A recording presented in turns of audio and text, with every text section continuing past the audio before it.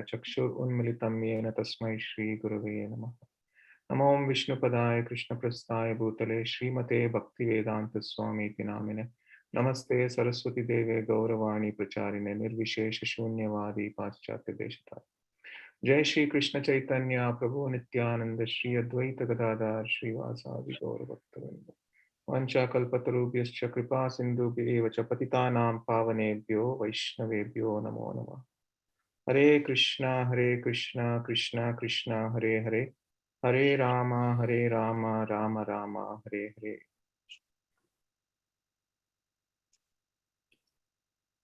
Hare Krishna. So first of all, thank you Rathayatra Prabhu, Krishna Kant Prabhu, and all the wonderful assembled devotees for being here today and for taking the time. So we will get into a discussion today about two important aspects of how to handle adversities and how to handle failures.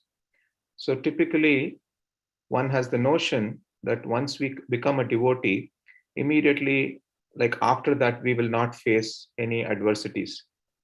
In fact, on the contrary, the Srimad Bhagavatam has so many examples of devotees and how they handled adversities.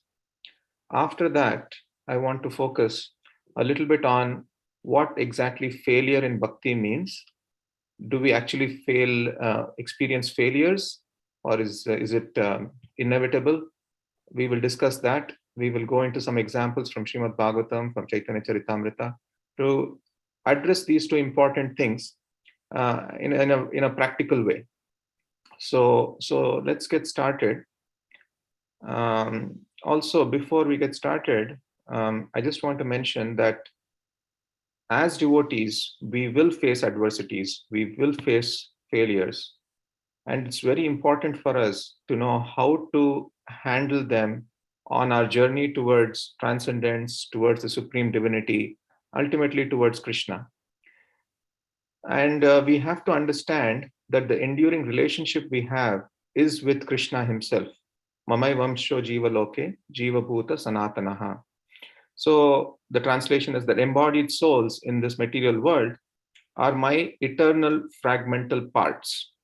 Each one of us is a precious part of Krishna. Okay, so with that, I just want to give an overview of what we'll be covering today. The first thing is, how do we deal with adversities, pains, difficulties, challenges in our lives? I'll be giving 4 examples from Srimad Bhagavatam. Next is, how do we deal with failure? We cannot say that we are always successful in this journey. We will experience failures. So we'll discuss a little bit from there. And the third thing I want to discuss is, how do we know what is the test? What is the test to know if we are heading in the right direction?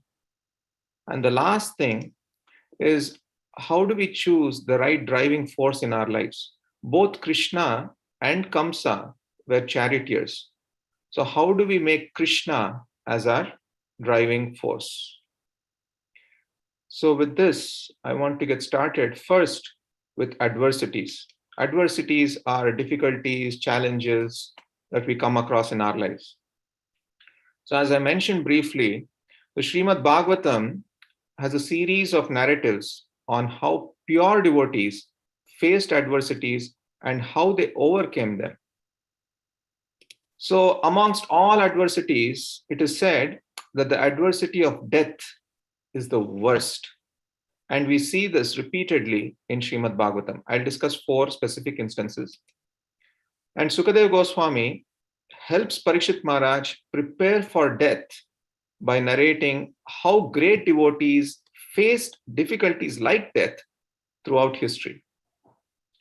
Now, whenever an adversity comes in our lives, the first question we ask is, what did I do? What did I do to deserve this? Now, in the case of pure devotees, as we will discuss very soon, they also ask the same question, what did I do to deserve this? But they add one word at the end. They say, what did I do to deserve this mercy? Of course, it's a very high platform, but I will explain through some examples from Srimad Bhagavatam. The first one is Pariksit Maharaj. Now, Pariksit Maharaj made a very, very small mistake, you can say, and he got a very severe punishment. The mistake that he made was to put a dead snake around Shamik Rishi, and the punishment that he got for that was that he was cursed to die in 7 days. Is this justified? How did he react? That is what we have to see. Now, this can be thought of as an adversity, as a challenge, but how did Pariksit Maharaj face this? The next pastime I want to talk about is where, now here we can say that Pariksit Maharaj made a minor mistake. Now, the next pastime I'm going to discuss is where the devotee made no mistake and still faced adversities.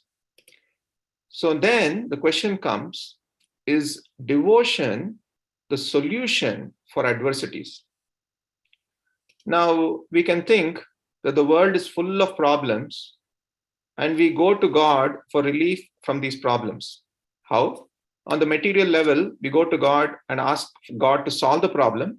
And on the spiritual level, we ask God to give us the strength to tolerate the problem. I repeat, so whenever we face a problem, we go to God for some relief. The relief could come in two ways. On the material level, it can come in the sense that we ask God to solve the problem. And on the spiritual level, we ask God to give us the strength to tolerate the problem. Now, let's look at Prahlada Maharaj's example. Now, in the case of Prahlada Maharaj, very interestingly, devotion itself was the cause of the problem.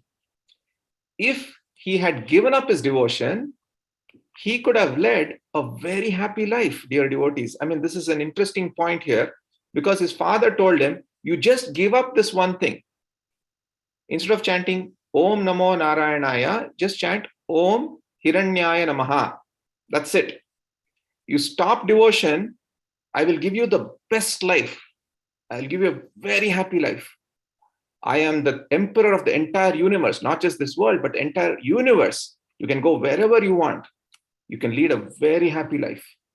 So devotion itself was the cause of the problem for Prahlada Maharaj. So how does he remain faithful at such a time? How did he remain faithful? How did he remain fearless when he was thrown into a pit of snakes? How did he remain faithful? How did he remain fearless when he was almost trampled by an elephant? How did he remain fearless and how did he remain faithful when he was thrown from the top of a hill? So these are adversities that he had to face. For what? For just taking devotion? So in each of these cases, Krishna is actually giving us a very important lesson. So here, Krishna is giving us a lesson, which is devotion is the solution for handling adversities, but it cannot be used for preventing adversities. We cannot say that just because I've taken to devotion, all my adversities will go away. But devotion will give you solutions for handling adversities. Also, another lesson, as I mentioned, that Krishna gives through this example of Prahlada is to show how a devotee is fearless, completely fearless, as we see in the case of Prahlada Maharaj. Now, let's take a slightly more difficult test. Okay, the test is that Bali Maharaj faced. In the case of Bali Maharaj, the Lord was against him. The Lord was actually completely against him.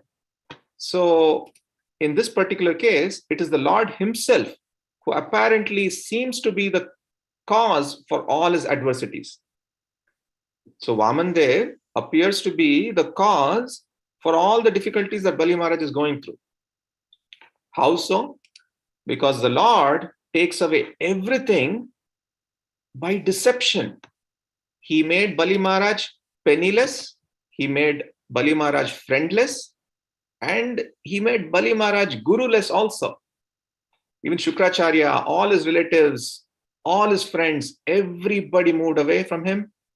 He was completely ripped off from all of his wealth and prosperity that he had. So he was penniless, friendless, and guruless, and the Lord was against him. In such a situation, also Bali Maharaj was faithful towards the Lord. Bali Maharaj had this notion that morality was very high. So Bali Maharaj wanted to be truthful in his promise to charity. So because he had promised that I will give charity to this Brahmana, I want to keep that promise. And also in the previous instance, just before the churning of the milk ocean pastime, when Indra goes for a truce to Bali Maharaj, again, everyone tells Bali Maharaj that we must capture Indra, kill Indra, and so on. But Bali Maharaj, because of his high morality level, he says, no, we should let Indra, because he's come as a peacemaker, we should not hurt him. So he kept morality very high in his life. Okay. So now, in this particular pastime, the Lord is apparently persecuting him, arresting him, humiliating him, and so on. So how did he remain faithful at such a time? So there are two lessons here. One is the Lord shows him that devotion is higher than morality. So just a few moments before this pastime, he had no devotion. From zero devotion, he goes to complete surrender, Atma Nivedana. He's an exemplar for Atma Nivedana. So he goes from zero devotion to complete devotion because of Krishna's mercy in two ways. One is Krishna showed that devotion is higher than any moral principles. And secondly, Krishna's mercy can take everything away and give Krishna himself.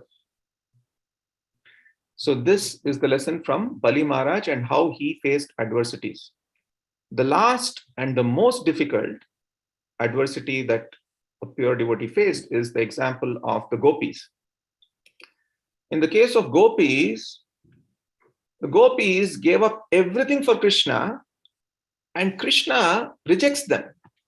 So this is the toughest because you give up everything and Krishna rejects you in the end.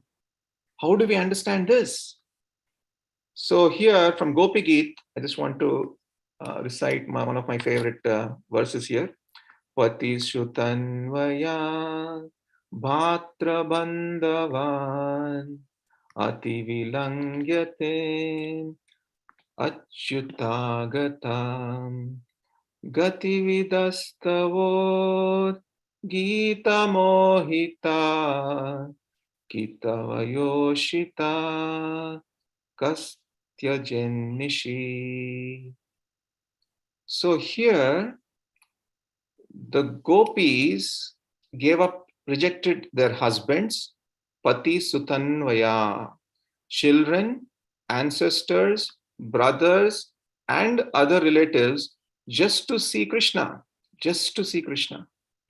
And they're saying, dear Achyuta, you know very well why we have come here. Who but a cheater like you would abandon young women who come to see you in the middle of the night, enchanted by the loud song of this flute? Just to see you, we have rejected our husbands, our children, our ancestors, our brothers, and our relatives. So again, the gopis gave up everything for Krishna, and Krishna gives them up. How difficult of an adversity this can be. But dear devotees, there is a small lesson here. So Govinda Virahena me, in that separation, in that moment of feeling complete separation from the Lord, they are experiencing transcendental ecstasy. That is what Krishna gives them. So in all these cases, there are important lessons for us. In the case of Prahlada Maharaj, it's about fearlessness. In the case of Bali Maharaj, it's about complete surrender. And in the case of gopis, it's about experiencing transcendental ecstasy. So Krishna actually gives them a benediction which we don't see immediately. And finally, in the Bhagavad Gita itself, the beginning of Bhagavad Gita, in the first chapter itself, Arjuna actually says in 128 and 129, he is going through emotional pain, extreme emotional pain, which translates to physical pain also. He says, I feel that the limbs of my body quivering and my mouth is drying up. My whole body is trembling. My hair is standing on end. My bow Gandiva is slipping from my hand and my skin is burning, Krishna. So this is the extreme adversity that he goes through. And what does Krishna do? Krishna recites the entire Bhagavad Gita. So here, when we go through difficult situations in our lives, if we dwell on those situations, the pain becomes more and more and more. And by obsessing on that situation, we don't learn anything.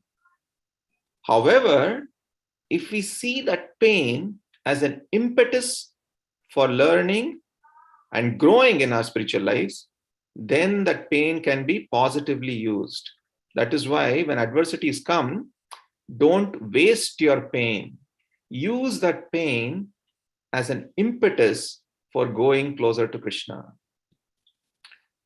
So now that I've mentioned all the adversities that can come indirectly or directly, even through devotion, the question I would like to ask all of you, and anyone can unmute and speak here, please. Is Krishna's love towards us unconditional?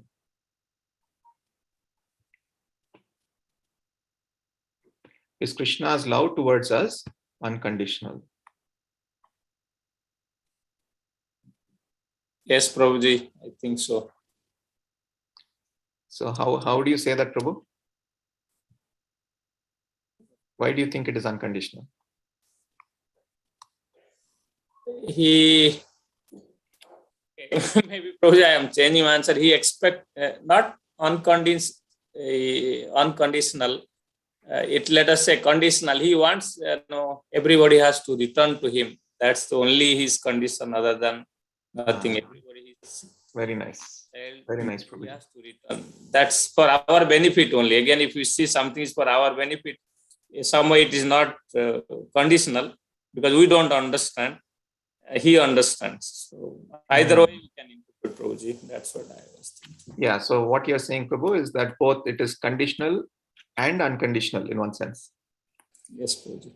Anyone else, Prabhuji? Anyone else? Prabhuji's, Mataji's, anyone?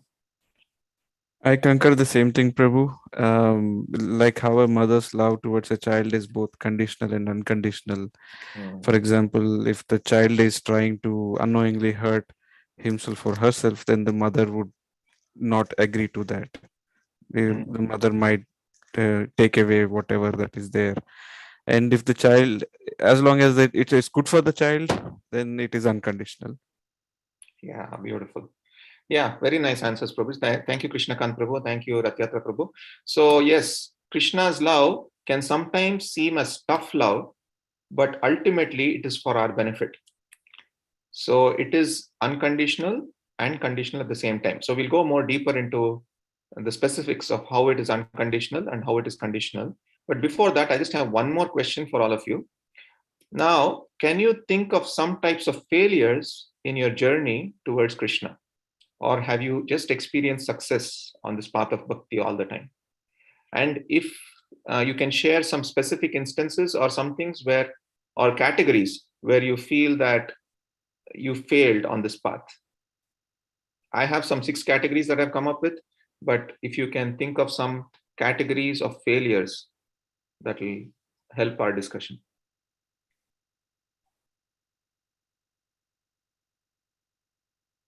Yeah, I think I can. My name is Lalita Prasad Das, and anyway, well, just currently, I've had some difficulties in my marriage with my wife. We've had some differences, and I haven't treated her, correctly, and we do practice, we do our rounds and have our teak and try to be. And so we've reached out to the community. My godbrother, my godsister Kamalini have been, we attend daily Srimad Bhagavatam classes, and we participate with Swami Jayadvaita's various Zoom activities, and here we are with you.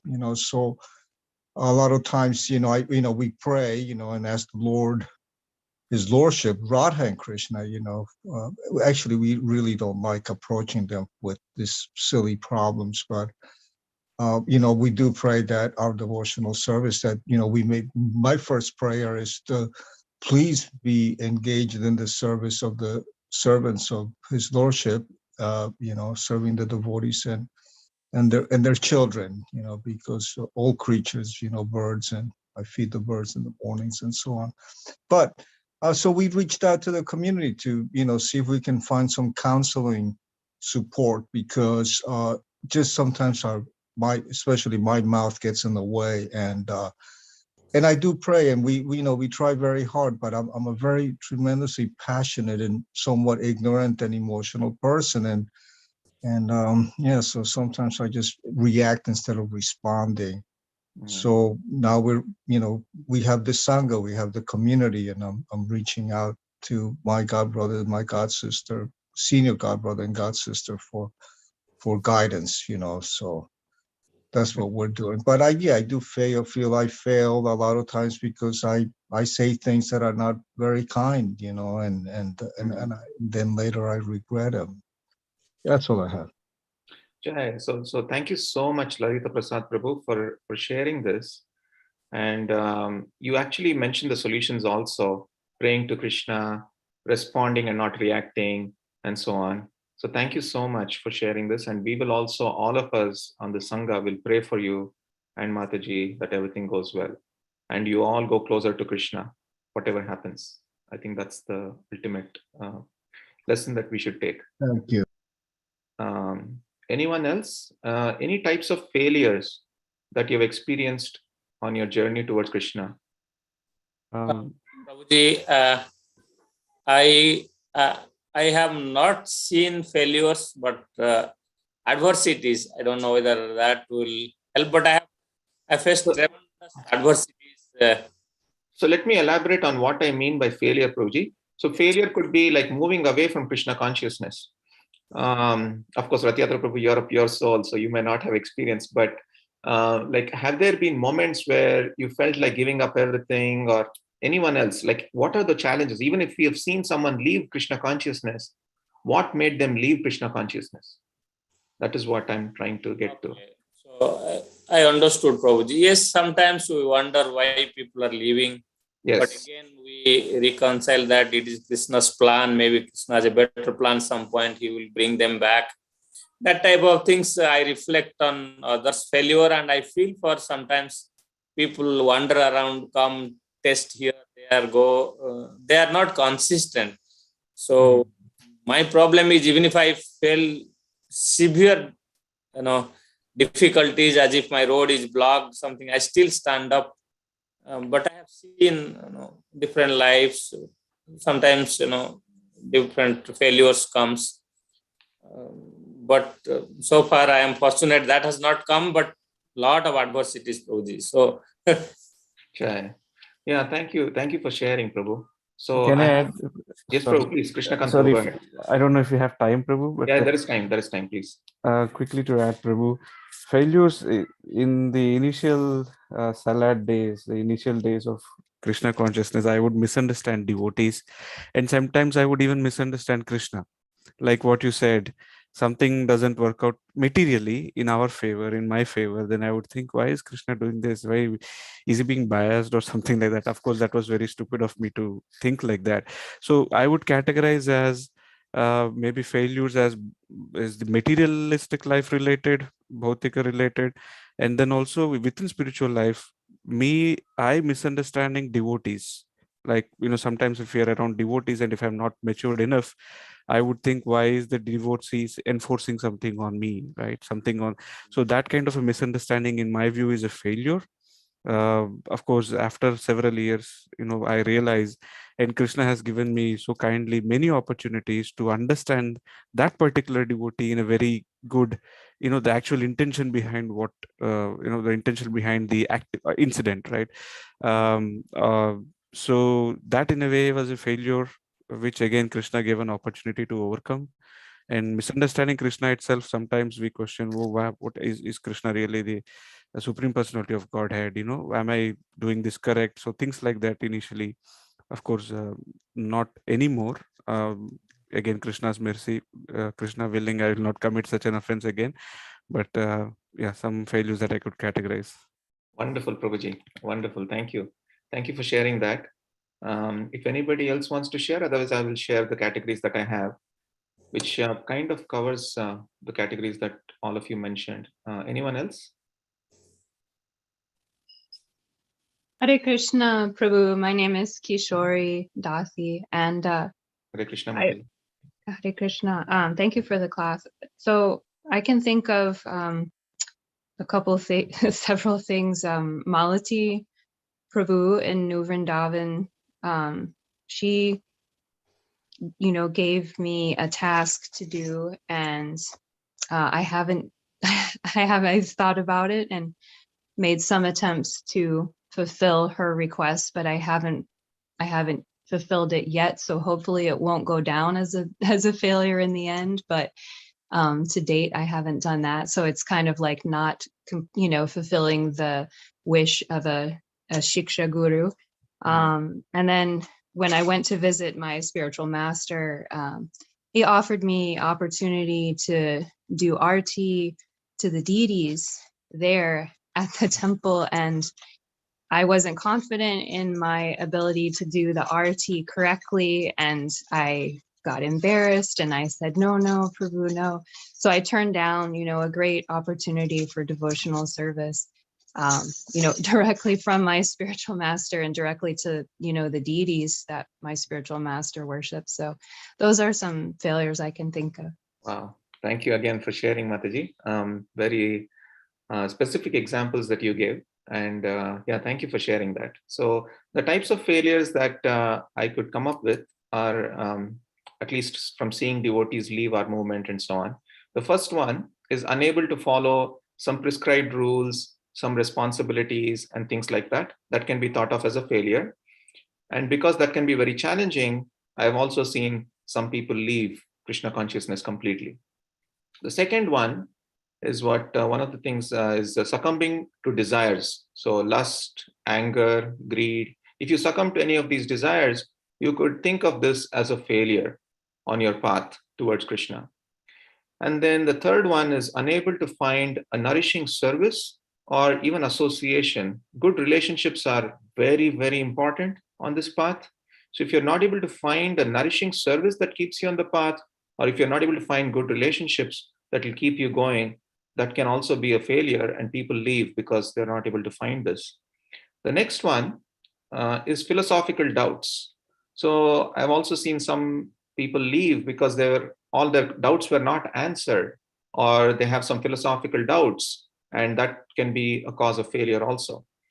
And external conditions, something happens in our lives, and then we put Krishna aside and we tackle that problem, or some internal conditionings start coming up, and then we again put Krishna aside and tackle those things. So these are all failures on this path. And the last one, I want to focus more on this, is that even though we are Krishna conscious, how honestly are we really desiring for Krishna? Are we being self-conscious, or are we being Krishna conscious? So I want to spend some time on this, because even as devotees, many times we may actually be focused on the self and not focused on Krishna, and that can cause failures on our path. So before we go into these, one thing I want to ask is, how is our relationship with Krishna different from other relationships in this world? So it is important for us to recognize that God's love for us is at one level unconditional. In what sense and why does it ultimately matter whether God's love is conditional or unconditional? To answer that, we need to understand this question on how the relationship with Krishna is different from other relationships in this world. The purpose of asking this question is to develop our relationship with Krishna, to feel his presence stronger in our lives, to connect with him, to desire for him at a deeper level. There is one way our relationship with Krishna is different than all other relationships.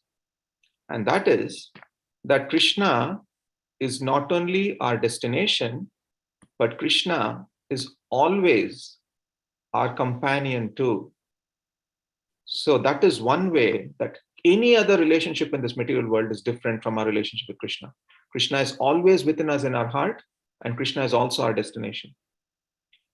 So what is the Shastric evidence for this? So one relationship that always stays with us. So Krishna chooses to stay with us even if we reject him, even if we don't care for him, even if we don't think about him, even if we don't desire him, Krishna still chooses to stay with us. And in the Bhagavad Gita, Krishna mentions in several verses, I'll just mention 3. Bhagavad Gita 15:7, Sarvasya Chaham Hridi Sannivishto. So Krishna is saying that I'm always with you. I'm always seated in your heart. And then also in Bhagavad Gita 10:20, Krishna mentions Aham Atma Gudakesha Sarva Bhutashaya Sitaha. Here also he's saying, I'm seated in everyone's heart. And then Bhagavad Gita 18:61, also Krishna says, Ishvara Sarva Bhutanam Hriddeshu Arjuna Tishtati. There also Krishna is saying, I'm seated in your heart. So Krishna is saying that I am with you always. But also Krishna in several places in Bhagavad Gita says that you can attain me. You can attain me. So he's the destination and he's the companion. What better relationship can that be? So it's almost like, to give a contemporary example, let's say you're on a flight to meet a celebrity whom you have never met. And then in the flight, you're actually talking to your neighbor, the person next to you, and the entire conversation you're talking, and then finally you reach the destination. And then the person who was your companion throughout your journey is also the same person that you meet. So Krishna is the destination and the companion. So Krishna as companion, of course, as I mentioned, whatever be our default level of consciousness, Krishna promises that he's still with us, always caring for us, even if we can't experience him right now consistently. All that Krishna is saying is, just desire for me. And this is the theme that I want to keep bringing again and again. All that Krishna is saying is, just desire for me. Just want me. And if you desire for me, my desire will be 1,000 times. You can't even imagine Krishna's desire for us. If we start desiring for Krishna, Krishna's desire for us will be millions of times, much more than our desire to come towards us. So that is all that Krishna is saying. So of course, these are verses which I just quoted, Bhagavad Gita 10:20, which says that Krishna is our companion. And of course, Krishna's destination. So our default level of consciousness has risen to spiritual level, and we constantly experience Krishna. So what does this mean? So if you're already with me, the answer is that, so now in one sense, Krishna is already with us and Krishna is also our destination. So what does this actually mean? So there are different levels of consciousness. There is material consciousness and spiritual consciousness. So ultimately, our journey essentially is from matter to spirit. And that is when we attain Krishna. For example, how do we know where our consciousness is, right? So for example, let's take an alcoholic. His default level of consciousness is alcohol. So if he has nothing to do, he'll immediately think of alcohol. So if we have nothing to do, what do we think of? So going back to the dynamic of Krishna's love, conditional or unconditional? It is unconditional in the sense that he's always our companion. There will never come a time when Krishna will say, you're such a horrible person and I don't want to stay in your heart. I will abandon you, leave you and go. Krishna will never say that. So Krishna's compassion exhibits this kind of unconditional love. But when we look at Krishna's destination, there are conditions. We must come to spiritual consciousness to experience him. With this understanding, let's see what failure means in Krishna consciousness. Of course, I just want to quote a few verses here which talk about Krishna, where Krishna says that we can attain him. So, of course, Bhagavad Gita 10:10, Tesam satata yuktanam bhajatam priti purvakam dadami buddhi yogam tam yena mam upayanti te. You can attain me. And then, of course, Bhagavad Gita 1865 also, he says, Mam evaishyasi satyam te. 934 also, Mam evaishyasi yuktvavam. So these are some verses that come to mind where Krishna actually says that you can attain me. Now, Bhakti Yoga, the path that we are all following, is a process by which we connect to Krishna. Just like any process, there are some rules, some paths. Let's call them roads. Okay. So in our journey towards Krishna, there are some roads that we have to follow. I mean, we try to follow certain spiritual standards. We sometimes wonder why there are so many rules. Now, we should not see them as rules, but as roadways towards Krishna. Every road, even in the contemporary sense, every road imposes a rule. One basic rule is that you shouldn't go off the road. So when we are on any road, we should always remember where we are going, not just to follow the rules of the road, but we must remember where we are going. And that is what we do. Whenever we get on a car, we are always thinking of our destination. Even though we are following the rules, we are thinking of our destination. So what is our destination? Where are we going? The purpose of the road is to get us to our destination. The purpose of the road is not to get caught up in the rules. So Krishna consciousness, the stereotyped understanding is that if somebody follows the rules, they are Krishna conscious. And if somebody does not follow the rules, they are not Krishna conscious. But is this true? So this focuses on the idea of Krishna only as destination. But Krishna, remember, is also a companion. Krishna consciousness is way more inclusive than bucketizing people as devotees and non-devotees, right? So what does it mean? What does it mean when we say inclusiveness of Krishna consciousness? Now, if we want to understand the inclusiveness of Krishna consciousness, it is possible to be Krishna conscious, whether one is following rules or whether one is not following rules. Now, what does this mean?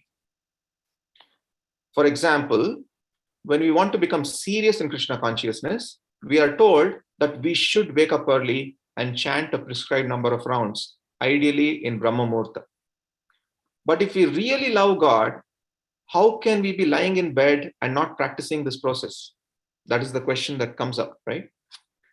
So, but once our consciousness rises, then we'll certainly be able to do it. Now, even if somebody is not able to do it, is not able to get up, is not able to chant during Brahma Muhurta every day, can we say that they're not Krishna consciousness? Wherever they are, they can still be Krishna conscious. How? Because it is a matter of consciousness.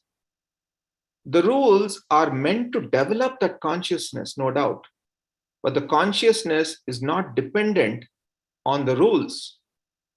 So if someone is not able to follow the rules, but it brings up a certain humility in them, certain urgency in them, in calling out to Krishna, in desiring for Krishna. That is the success. So please note here that I'm not trivializing rules here. I'm trying to broaden our view of Krishna consciousness by not trivializing Krishna consciousness to just following rules. Now, I want to give a Shastric evidence for this. So the definition of pure devotional service is, of course, in Bhakti Rasamrit Sindhu, Srila Rupa Goswami mentions, Anyabhilashita shunyam jnana karmadi anavritam anukulyena krishnanushilanam bhaktir uttamam. Now, what does this mean? Anya abhilashita shunyam. That means I have no other desire other than you, Krishna. Right? Jnana karmadi anavritam. Our devotion should not be covered over by jnana or karma. Anukulyena. It should be pleasing to Krishna. Krishna anushilanam. It must be a service rendered towards Krishna. And if you're doing these four things, then you're doing pure devotional service. Now, does this mean that one has to be a pure devotee to practice pure devotional service? our acharyas say that no, one need not be a pure devotee to practice pure devotion. Now, what does this mean? Now, here the translation is one must be devoid of all material desires, knowledge, etc., obtained by monastic philosophy and fruitive actions. So the word in Anya Abhilashita, the word Shita is actually very important. The word Shita actually means desireness. So without harboring to keep other desires. So now we can't keep a lot of desires and then have another desire for Krishna and say that we are practicing pure devotional service. The point here is that we must become desireless for other things while desiring only Krishna. So even as in our neophyte state, if we really long for Krishna, if we really desire for Krishna, saying that Krishna, I desire you, then you are practicing pure devotional service. Lot of devotees, I've heard recently, even Adi Purush Prabhu from Vrindavan, he's the director of the education system there. He mentioned this point that as long as we are longing to desire for Krishna and we are doing service, we are practicing pure devotional service. Many times we think we become satisfied in our current existing position. And then we think that, okay, I'm comfortable. I'm doing a little bit of Krishna consciousness. It's okay. I have some material desires. Eventually, there will come a point when I'll become a pure devotee and then I can practice pure devotional service. That is incorrect. According to Srila Rupa Goswami, even now, even at our neophyte state, if we have that strong longing, that strong desire for Krishna, we can practice pure devotional stage right now, pure devotional service right now. So I'll give you some more examples on this. There are 3 stages in chanting also. Of course, the first stage is Nama Parad. The second one is Nama Bhas stage. And the third one is Shuddha Nam. So essentially, the first one, Nama Parad, is offensive chanting. The second stage is where we should aspire to be. The second stage is actually saying, desiring to give up offenses. Nama Bhas is desiring to give up offenses. This is the stage where we want to be. Once we are in this stage, then we will get to the third stage, which is Shuddha Nam, or pure name, where we understand that Krishna, where we realize that Krishna is non-different from his name. So what should we do? We have to look really deep within our heart and see if we really desire Krishna, not just in words, but are we really desiring Krishna? And if we do that, dear devotees, as I mentioned, Krishna desires millions of times more for us. So it's a wonderful relationship. And I have this conviction that if we really desire for Krishna, then Krishna reciprocates in wonderful ways. So the point is that we have to get on Krishna's wavelength. If we don't get on Krishna's wavelength, if we keep maintaining our desires and just keep Krishna aside, then we will not be on Krishna's wavelength at all. So our goal, as Bhakti Vinod Thakur also says, is that we must immerse ourselves in scriptures. We must immerse ourselves in serving. At what cost? The only cost is our faith, our desire. That's it. That's all that we have to do. We just have to desire for Krishna and everything else will fall in place. So I'll give you an example from Chaitanya Charitamrita, a pastime, which shows this particular instance of how we should be so eager, so desirous of Krishna. Some of you may already have guessed what the pastime is. And also, of course, before I go into the pastime, the 10th offense says to maintain material attachments. This again is condemning the point that we must become desireless and desire only Krishna to practice pure devotional service. So the pastime that I want to mention, which demonstrates the eagerness, the strong desire for Krishna, is of course the pastime of Mukunda Dutt. So Mukunda Dutt actually was not liked by Chaitanya Mahaprabhu because he started hearing some deviant philosophy. And then he got upset. Lord Chaitanya got upset with Mukunda Dutt. And then he said that I don't want to see him right now. I will see him after 10 million births. So this is a very, very long time. Now let's just pause here for a second. In this one birth itself, we are experiencing so many adversities, so much suffering. Just imagine the suffering one needs to endure in 10 million births. But when Mukunda Datta heard this, he started dancing in ecstasy. He started dancing in ecstasy because he was so desirous of Krishna. He was desiring, he was so eager. He said, oh my God, I'm going to be with Krishna again. I'm going to be with Krishna again, even if it means I have to endure 10 million births of suffering. Even if it means I have to suffer again and again, birth, old age, disease, and death, 10 million times. I'm willing to undergo this because I have the desire for Krishna. So when Lord Chaitanya heard this, he was amazed. He immediately said, bring him in. So this clearly shows that this is the desire that we must have to be with Krishna. Of course, we may not be at that level, but at our own pace, we have to start really desiring for Krishna. So I would do anything to be with Krishna, even if it is the suffering of 10 million births, is what Mukunda Datta says. Now, what does this desiring of Krishna mean? So, Krishna consciousness is not just about meeting standards. As I mentioned, it is about desiring for Krishna. Now, if it is like that, that means Krishna consciousness includes failure if accepted with remembrance of Krishna. So one pastime from Srimad Bhagavatam, which depicts this, is Lord Shiva captivated by Mohini Murti. I won't go into the pastime, but I'll quickly explain the lesson that we can take from here. So how does how does Lord Shiva handle failure? What is the consciousness of Lord Shiva? But very briefly, when Mohini Murti captivates the lust of Lord Shiva, so Mohini Murti starts walking through places where there are many sages who are actually meditating on Lord Shiva. So for Lord Shiva, this can be very humiliating, right? So, but how does Lord Shiva handle this so-called failure? We will see this. So after he succumbs to lust, he is not humiliated, but elated in glorification of Lord Vishnu. He starts dancing in ecstasy, right?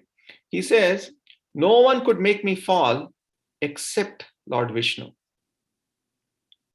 So temporarily, even though he was captivated, he immediately recovers and glorifies the Lord, demonstrating his devotion to the Supreme. He focuses on Krishna. Through this pastime, Lord Shiva's great devotion to the Supreme is glorified. So the lesson we have to understand is that we need to love Krishna more than our ego. If we love our ego more than Krishna, then we will be humiliated. But if we love Krishna more, then we will be humbled, and through that humility, we will experience Krishna. So even if we fail in Krishna consciousness, we must not fall away from Krishna. We must fall within that circle of Krishna consciousness. So the practical application for us is that even if we fall, we must fall within the circle of Krishna consciousness. Don't fall out of Krishna consciousness. Now, what does this mean? Let's discuss the role of rules in failure or success in our bhakti practicing. So initially, we follow some rules, and after some time, there may be some external conditions or some situations by which we may not be able to follow those rules. Now, we can still be in Krishna consciousness as long as we are remembering Krishna in that fall. I still want to stay connected with you, Krishna. I still want to desire for you, Krishna. That should be our mood. But sometimes what happens is some people become so discouraged that they're not following rules and they stop practicing the practices of bhakti. They stop cultivating remembrance of Krishna. They stop praying to Krishna. They stop desiring for Krishna. They give everything up. That is when we say we fall out of Krishna consciousness. So external conditions and internal conditioning can make us not stick to certain practices or rules that are laid down. Krishna accepts this. In Bhagavad Gita 9:31, he says, even if one commits the most abominable action, if he's engaged in devotional service, he is supposed to be considered saintly because he's properly situated in his determination. So just remembering Krishna, just desiring Krishna, we can be connected with Krishna. Okay. So also another Shastric evidence is this verse, which I really like, from the 11th canto, 20th chapter, 27-28. So this verse also elaborates that point. So having awakened faith in the narrations of my glories, being disgusted with all material activities, knowing that all sense gratification leads to misery, but still being unable to renounce all sense enjoyment, my devotee should remain happy and worship me with great devotion and conviction. Even though he sometimes engaged in sense enjoyment, my devotee knows that all sense gratification leads to miserable result, and he sincerely repents such activities. The word sincerely is important and repents is important. So even though we fail, we should fail in Krishna consciousness because we know that ultimately all sense gratification leads to misery. And even if we are not able to renounce all of them, we should not desire for them. So how do we do this in a practical sense? So take Krishna to your dark spaces, the dark spaces where you're being succumbed to these desires. Take Krishna there to those dark spaces and let that guilt burn the desires. So think of moments when you think of Krishna and not those moments when you can't think of Krishna, and slowly increase those moments where you start desiring for Krishna more, where you start thinking of Krishna more, and so on. And the rules that are set out are actually, you can think of them as roads as a rule, but the principle is the direction. We have to keep moving towards Krishna. So the road may be the best way to go in a particular direction. But for some people, for whatever reason, they may be swept off the road. Now, if they're swept off the road, what we should do is we should never make a U-turn and stop going in that direction. If we don't do that, then even though we may be off the road and we could be still going towards our destination. The rules are more like roads. The principle is more like direction. Now, what is the proof for this? So it is mentioned, Smartavya Sadatam Vishnur, Vishmartavyo na Jatachit. So what this is saying is, the translation is, he should always be remembered. Again, Krishna should always be remembered and never forgotten. Always remember Krishna, always remember Krishna, always remember Krishna. Never forget Krishna, never forget Krishna, never forget Krishna. All the rules and prohibitions mentioned in the Shastras should be the servants of these two important principles. So the opposite effect can also happen. Somebody can rise out of Krishna consciousness also. Let's say when I joined Krishna consciousness, I was not able to follow some rules, but now I'm able to follow them. Now, how do I decide if I'm successful or if I'm failing? So success or failure in spiritual life is very, very subtle, dear devotees. We cannot judge that. Someone may be practicing, but they may still move out of Krishna consciousness. How is that? If they start condemning others, if they start becoming proud of themselves, if they start putting others down because they're able to follow Ekadashi, others are not able to follow, then they're actually thinking more about themselves. They're becoming more self-conscious and not Krishna conscious. So I just want to share one personal example here. So I went for a japa retreat way back in 2012 or maybe 2010, sometime around that time in Seattle. So after the japa retreat, I happened to meet my Guru Maharaj, His Holiness Radhanath Swami Maharaj. And then I was with some pride telling Maharaj that Maharaj, I chanted 64 rounds on the last day. And so Maharaj was very eagerly listening. And I said that I sat down with perfect posture, perfect pronunciation, blah, blah, blah, everything. I just kept on talking about myself following that particular process. But then he stopped me and then he said, but did you remember Krishna and did you chant with love? And immediately I was taken aback because I realized that I was following this rule for rule's sake.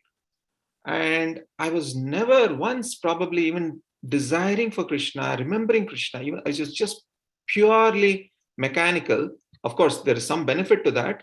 But the fact that I was not remembering Krishna means that I actually could have moved out of Krishna consciousness.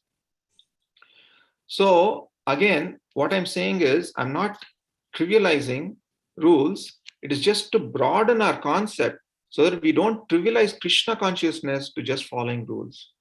It is a matter of consciousness, dear devotees. And quite often, following the rules helps us foster a higher level of consciousness. Follow the rules as much as you can because that definitely will take you to a higher level of consciousness. But even that doesn't mean that just because you're at a higher level of consciousness, that you're always remembering Krishna, as I explained with the examples of pride and putting other people down. The body may be fasting, but our ego is feasting during Ekadashi. There are so many examples, even in the Bhagavatam, which depict this point. The Brahmanas and the Brahmana Patnis, right? So there also the Brahmanas were following all the rules, but they were out of Krishna consciousness because Krishna himself came and they rejected him. Durvas Muni is another example that comes up. He was following all the rules. He was apparently at an elevated state of consciousness, but in his the pastime with Ambarish Muni, we see that he was actually out of Krishna consciousness. So now I want to talk about this thing about self-conscious versus Krishna consciousness. Now I want to explain this particular example from the Ramayana. Of course, we all know this pastime about Marich and Jatayu. They both appear in the same pastime, but they both had such different consciousness. Marich, who disguised himself as a deer, was completely self-conscious, whereas Jatayu was completely Ram-conscious. He was always thinking of how to serve Lord Ram. Now, Marich was a mystic, and Jatayu was a devotee of Lord Ram. Interestingly, Marich was always fearful. Marich was always thinking, okay, I'm serving Ravana. What can I get? What can I get? And then Jatayu, on the other hand, served Lord Ram till the end, and he was fearless, just like Prahlada. Both of them died on the lap of Lord Ram, but with completely different consciousness. Jatayu fought for Lord Ram till the end. Marich died also at the hands of Lord Ram, but he was always thinking about himself. He was thinking that, okay, if I get killed by Lord Ram, then I will get liberated. That was his only intention. His intention was not that he was desiring the Lord. So, and how did the Lord reciprocate? The Lord reciprocated personally as he cremated Jatayu, just as a son would do for his father, and gave him liberation and took him back to Vaikuntha. So the point here is one can become very self-conscious in both ways. So you can become self-conscious and think that, oh, I'm not able to follow these rules. I'm just going to give up the process completely. Or one can have the superiority complex. One can become self-conscious and say, oh, I'm following all the rules perfectly. I'm much better than everyone. So in both these cases, you're talking about yourself all the time, but you're ignoring Krishna and Krishna consciousness. So falling down is not the same as falling away. So we may fall down, but we don't have to fall away from Krishna consciousness. Even if we fall down from Krishna consciousness, we can still fall down in Krishna consciousness. So how do we do that? We need anchors. So desires are like waves. So some of us may be tempted by anger, desire, and lust. So if we are all in an ocean, we are all in different parts of the ocean, right? So some of us may not experience the same kind of temptations that others experience. So let me give some examples from our scriptures. So Bilva Mangal Thakur was captivated by lust. Gajendra, he was so captivated and attached to family and prestige. And Bali Maharaj was so captivated by wealth and honor and morality. So each one of us could get captivated in different ways. But the point is that the size of the temptation may vary from person to person, situation to situation, and from time to time. Some persons may feel a strong feeling against temptations in the mornings, but at night time, they may become very weak. So we may not be able to resist a particular wave at a particular time, but that does not itself make us a failure. So what do we do? What should we do? We must find our anchor. For some of us, the rules themselves may be our anchor. We can hold on to those rules, we can hold on to those things and make us go closer to Krishna. But for some of us, the rules may not be our anchor. Hearing devotional music, reading devotional books, hearing some talks, doing service, this is what strengthens us, then that can become your anchor. In other words, in order to somehow stay in that circle of Krishna consciousness, we all need to find our anchors. The waves will still hit us, adversities will still hit us, failures will still hit us, but they will not sweep us away as long as we are holding on to those anchors. So how do we find out what our anchors are? How we find out what our anchors are is by listing down things that we feel good doing and things that are good for us, and find the intersection, and that is where we will find our potential anchors. So again, I will talk about, we have already talked about this, so I'll just skip this slide. When we are swept away, we understand that it is only through humility that we can experience Krishna and not humiliation. If we are feeling humiliated in certain situations, that means we still have, the false ego is actually higher. So the false ego gets frustrated. But if you're experiencing humility, when certain adversities, when certain failures happen, then we can experience Krishna through that humility. Now, the real test, Sachinandan Swami always mentions this, and I want to end with this point in a couple of minutes. Sorry, I've gone over. Is that okay, Ratyatra Prabhu? Just a few more minutes. Prabhuji, go on. If it is working with you and devotees from East Coast, it's so nice. Okay. Thank you, Prabhu. So yeah, so the one thing I want to mention is, how do we know if we are progressing in our spiritual life? The real test, dear devotees, this is from His Holiness Sachinandan Swami, is that you can test your progress by the amount of gratitude you have in your heart. Gratitude towards your Shiksha Gurus, gratitude towards Diksha Gurus, gratitude towards the service that you have, gratitude towards everything that has been given to you in your life. So also Radhanath Swami Maharaj mentions that if we really understand Bhakti, then we will have nothing to complain about at all in our lives. Nothing at all. We will never complain about anything going forward if we really understand what Bhakti means to us. So if we cultivate this attitude of gratitude, then we know that we are progressing in the right way. So I want to mention two quick pastimes of how the Lord's gratitude, the Lord also depicts this gratitude. So let me talk about one pastime, which is not so often quoted. This is the pastime between Indra and Lord Ram. We have always heard Indra's bewilderment with Krishna, but there's also a pastime that happens between Lord Ram and Indra, where Indra is bewildered. So this is pastime happens during the war between Lord Ram and Raman. Just before the war, Vibhishan approaches Lord Ram and says, Ravan has a beautiful chariot, he has a driver, he has 10 horses, he has armor. But you, my dear Lord, you have nothing. You don't have a chariot, you don't have a driver, you don't have horses, you don't have armor, everything. At that time, Lord Ram gives a wonderful answer. Lord Ram says, the chariot is my dharma. The armor is my good qualities, sadguna. The driver is my sadhana or spiritual practices.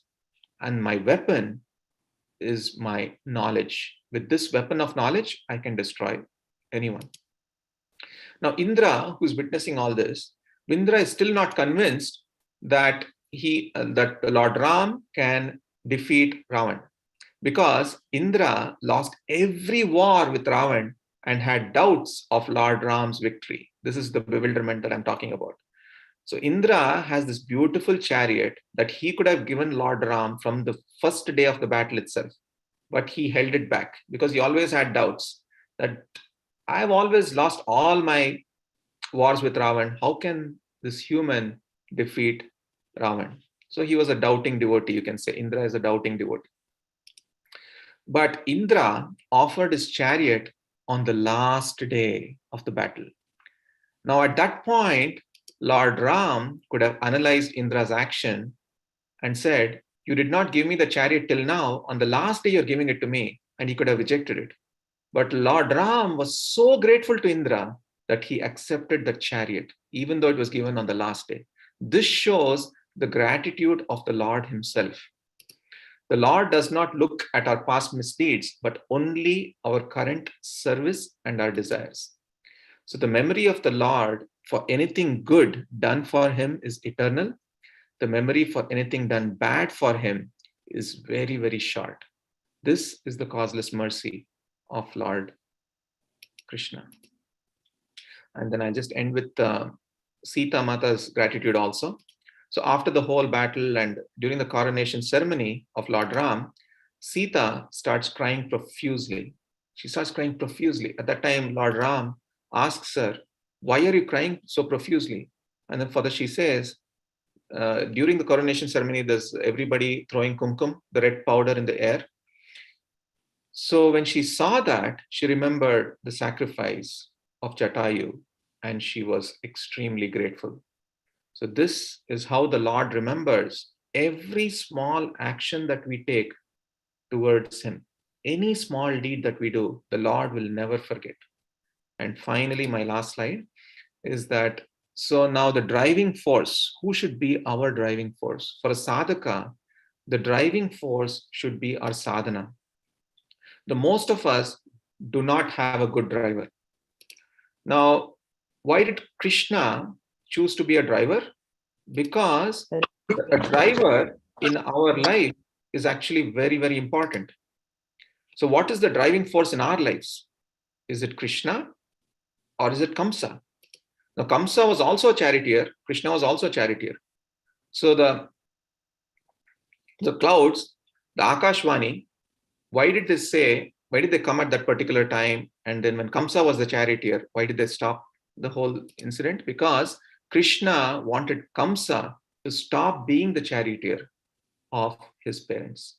So we must also stop having the wrong driver and choose the right driving force so that we can go closer to Krishna.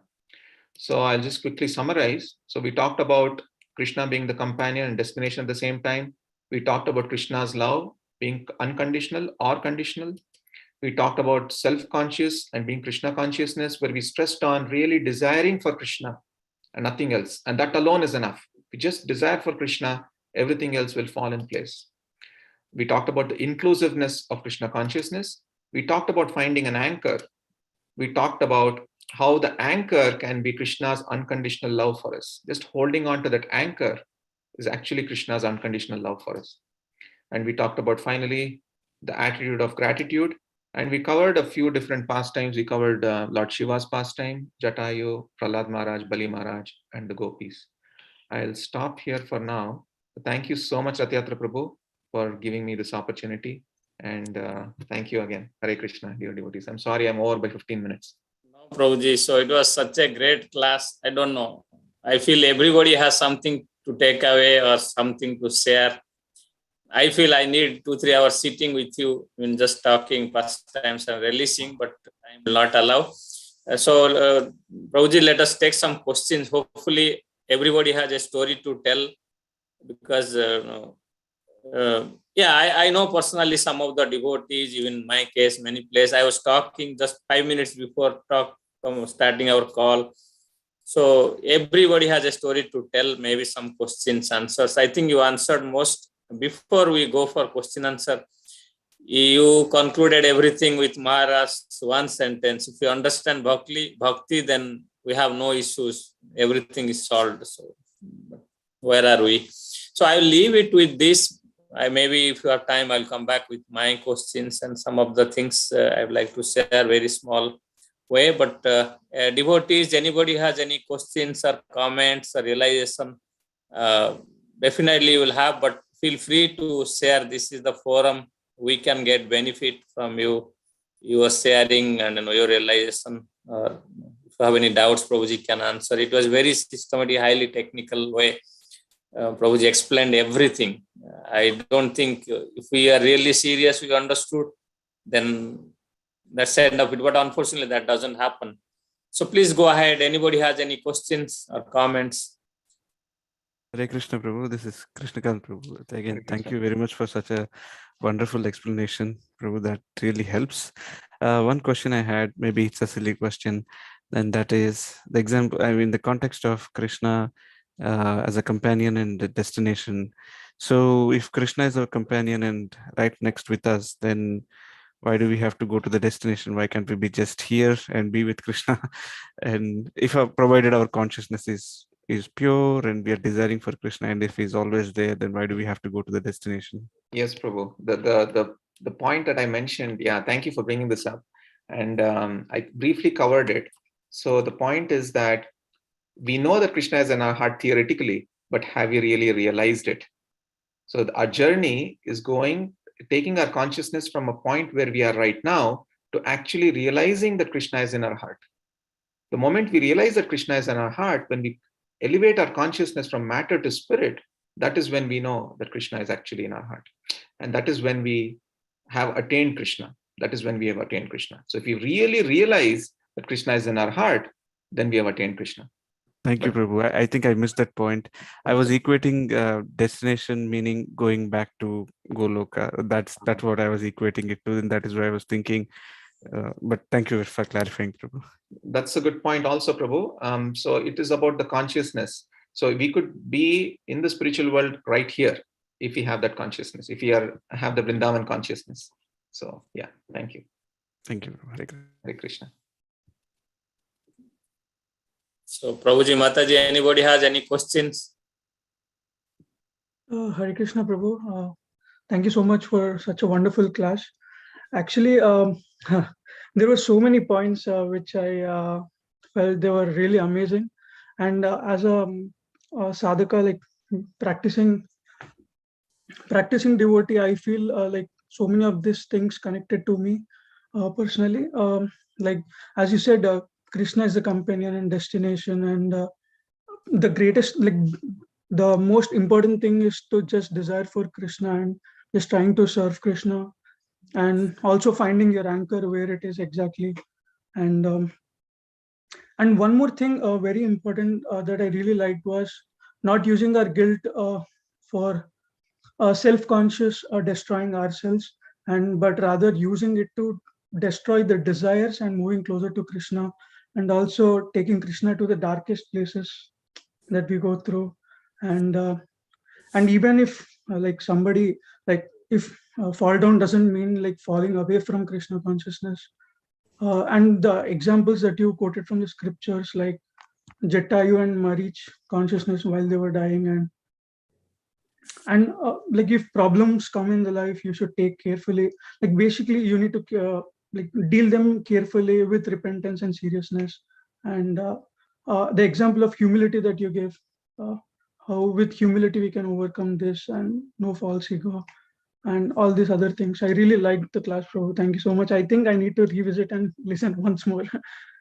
Thank you so much, Prabhu. I think your notes are very comprehensive and you've noted down everything so nicely. So thank you so much for taking the time and listening attentively. Thank you. Hare Krishna. So anybody else? Prabhuji, there is a question in the chat. If you can read. Yes, Prabhu. So this is from Lakshmi Narayan Prabhu. Hare Krishna Prabhuji, Dandavat Pranam.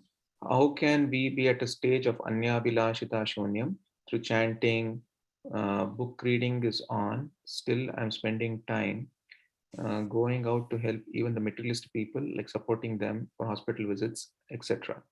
So this is totally okay, Prabhu. So even though you're chanting, your book reading is on, you're desiring for Krishna. So now by helping others, there's nothing wrong. As long as your goal and your longing for Krishna is intact, then helping others, automatically what happens is when you're helping others by supporting them through hospital visits and so on, you, because of your strong desire that you have, you will help them also become devotees, either by giving them prasad or talking to them about Krishna or anything like that. Even if you're not doing that, you're still helping them. The fact that they're getting the association of a devotee means that they're elevating their consciousness. So as I mentioned, you should just have that longing for Krishna as your topmost desire, and everything else should be reduced or maybe desireless. And then you can still practice Anyabhilashita Shonyam. Yeah, as I mentioned, Anyabhilashita, Shita is the desireness. So if you just have the desireness to give up other things, in fact, Sachinandan Swami says, we must, even if we don't have the desire for Krishna, at least we must desire to desire for Krishna. If we desire to desire for Krishna, that alone puts us on the platform of practicing pure devotional service. I hope that helps, Roji.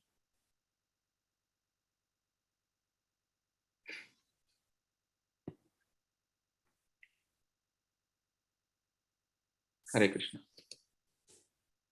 Anybody else?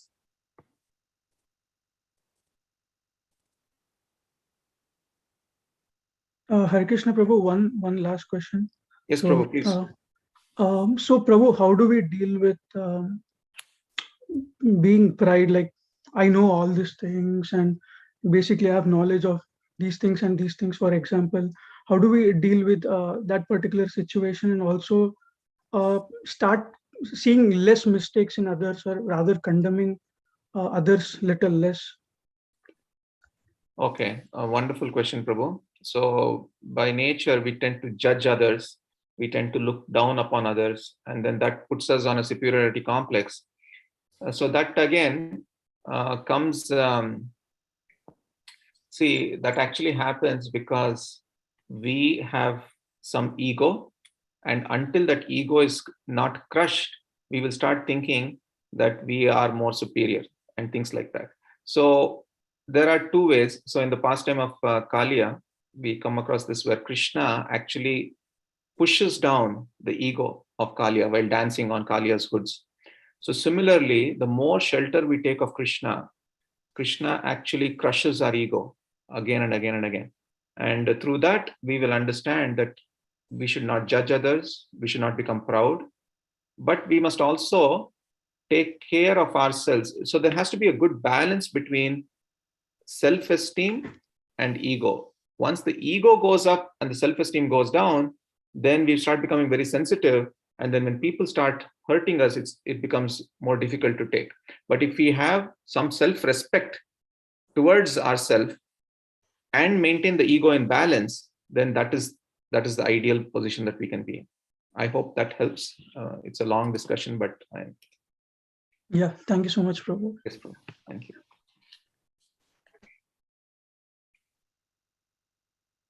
Sudepriya Mataji, you have anything to share, Mataji?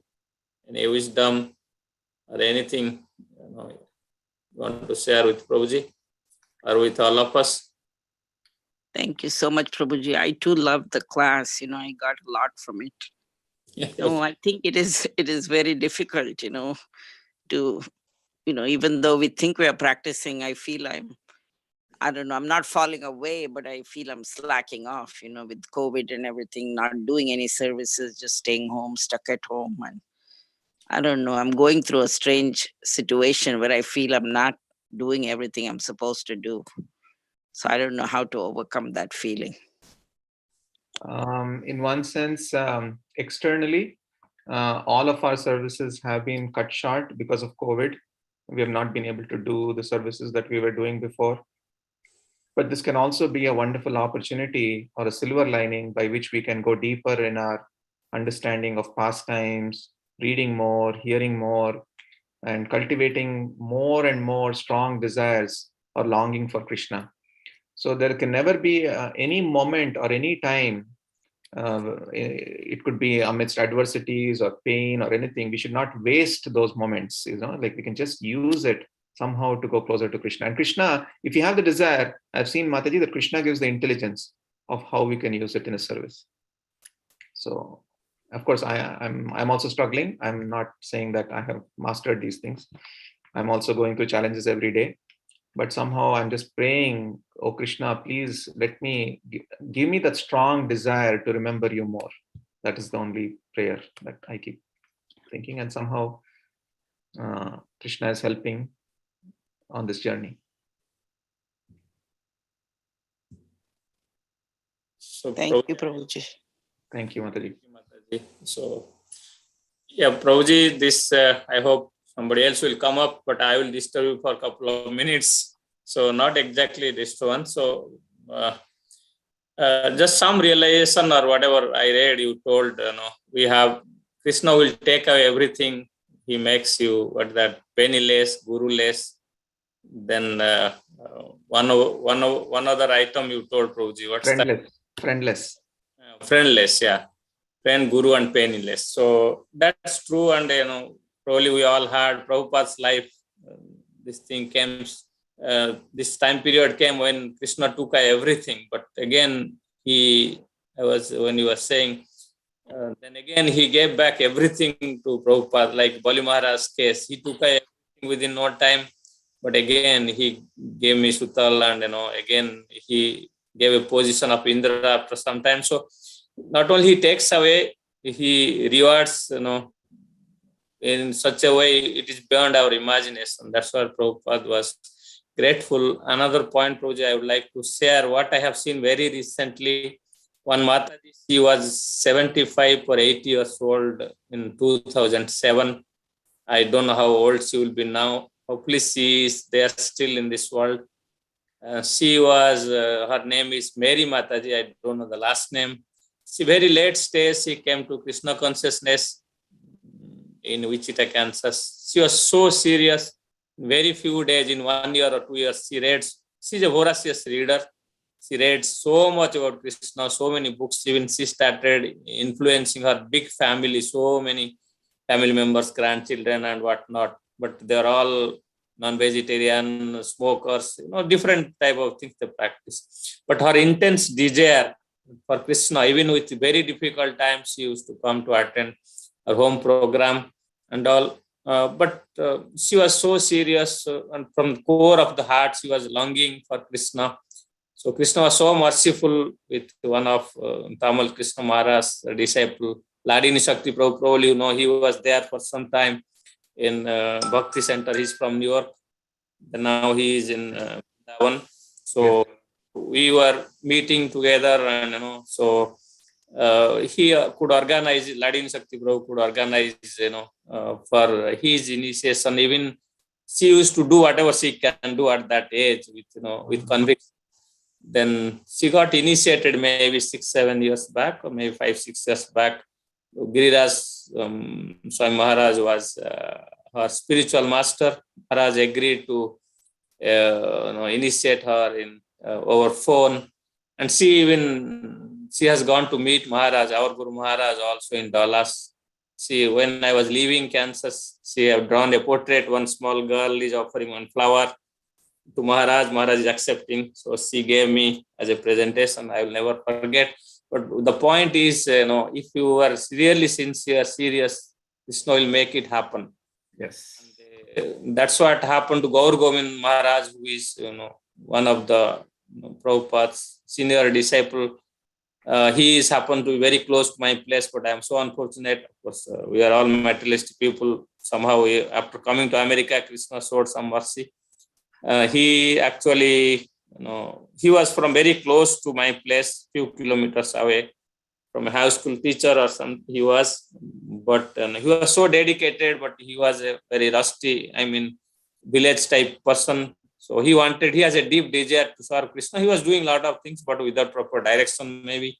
But he has intense desire to meet Prabhupada. People told, no, you cannot meet Prabhupada and all. He requested so many people, it was rejected. They didn't, because if they say this person is not neat and clean, somewhere from village, I don't know what is their potential, all these things. But he requested someone, he told, can I hide? Or I don't know, maybe I'm not sure, I'm missing the link. He, even if in spite of not allowing him to come close to Prabhupada, he got an opportunity, the room where Prabhupada was speaking or something, coming inside, he has gone, and he has hidden himself in a almirah or some sort of hiding place. When Prabhupada came, started talking, he immediately opened and came out from that hiding place, maybe wardrobe, some. So Prabhupada actually made him, talk to him, and he agreed to initiate him in 2 days' time. I don't know, very shortly he had 2 initiations or something. So Prabhupada can understand the capacity of individual, how far they are in Krishna consciousness. So that's something interesting in connection with whatever you spoke.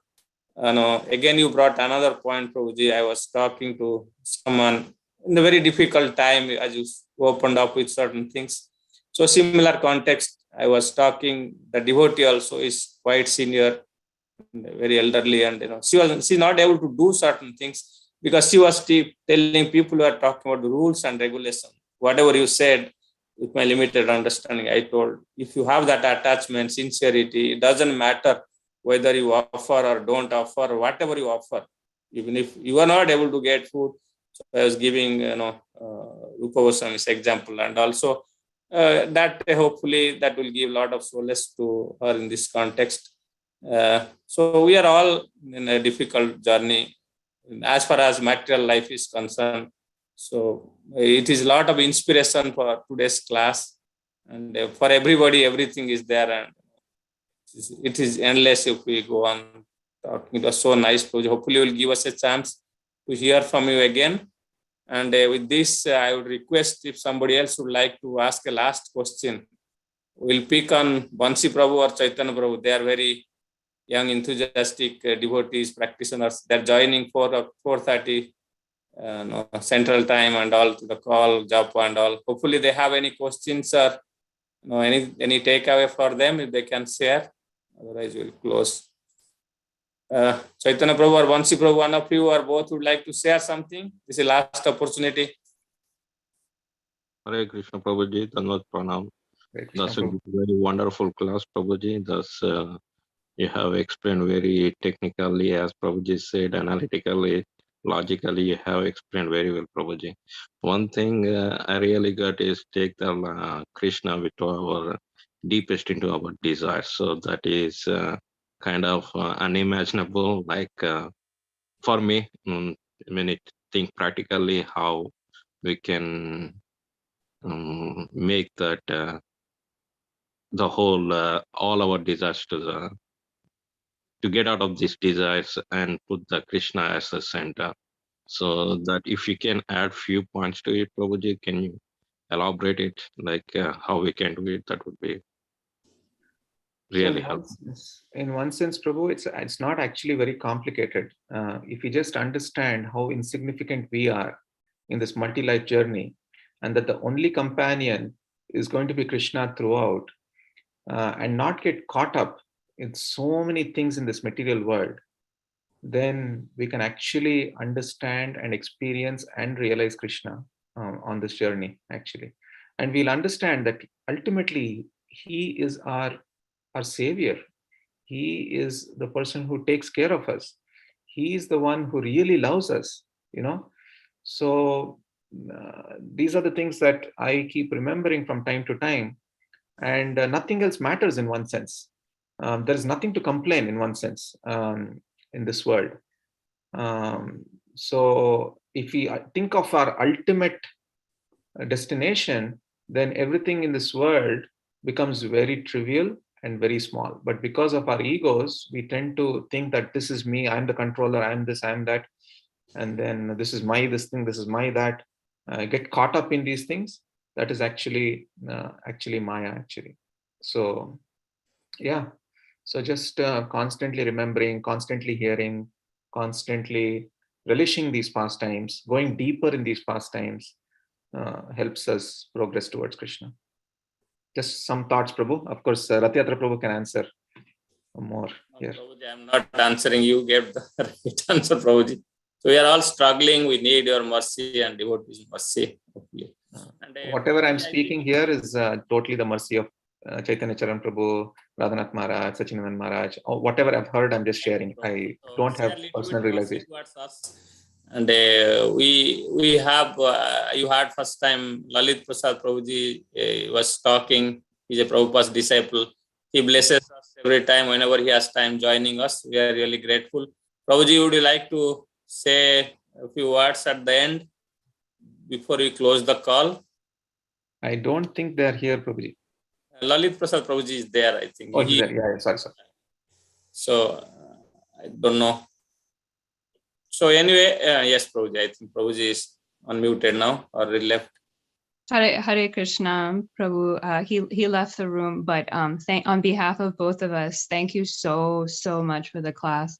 It was so well timed. Everything was explained so clearly, and for me personally, I really needed to hear how Krishna is our companion, and that he's always there with us. Because I think sometimes one of the things I get confused about in Bhakti is that I feel like sometimes I get the impression that we're not supposed to bother Krishna with our concerns. We're just supposed to ask Krishna for service and how to love him. And so I think I sometimes lose the sense that Krishna is our dearmost friend and that he loves us. And I really got that from your lecture. So I really appreciate it. Thank you, Prabhu. Thank you so much, Mataji, for attending and blessing me. Thank you. Hare Krishna. Thank you, Karla Mataji. So with this, we will end the call once again. Let us unmute all of you and say big Haribol, or loudest Haribol you have ever told for Prabhuji. And with the blessing, maybe 2-3 months we'll hear from him again. So it's a classroom class. So a lot of things. So please unmute and say big Haribol 3 times for Prabhuji. Haribol. Haribol.